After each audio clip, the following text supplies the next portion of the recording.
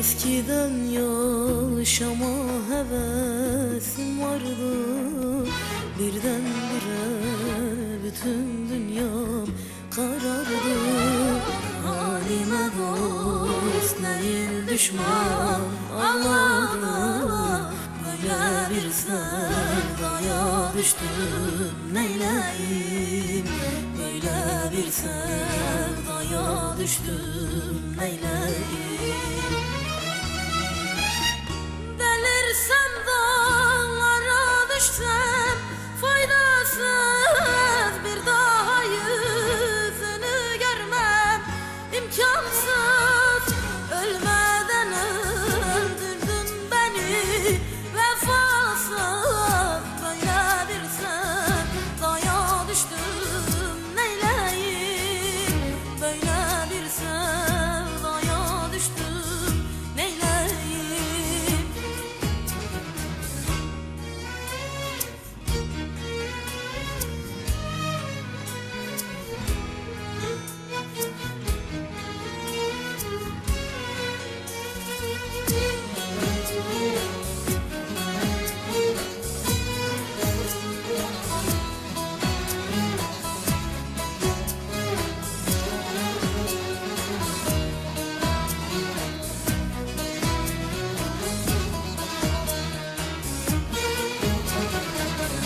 Elveda demeden gitti zamansız, feryadımı duymaz görmez imansız.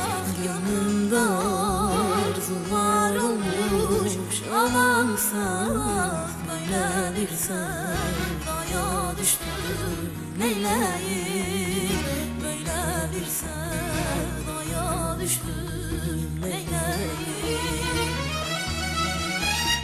Delirsem dağlara düşsem faydasız, bir daha yüzünü görmem imkansız.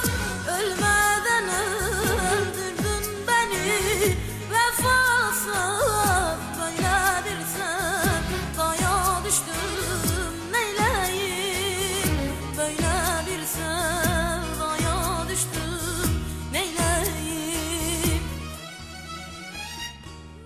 Bazen üstüme bir hüzün çöker, ruhum sıkılır, içim daralır.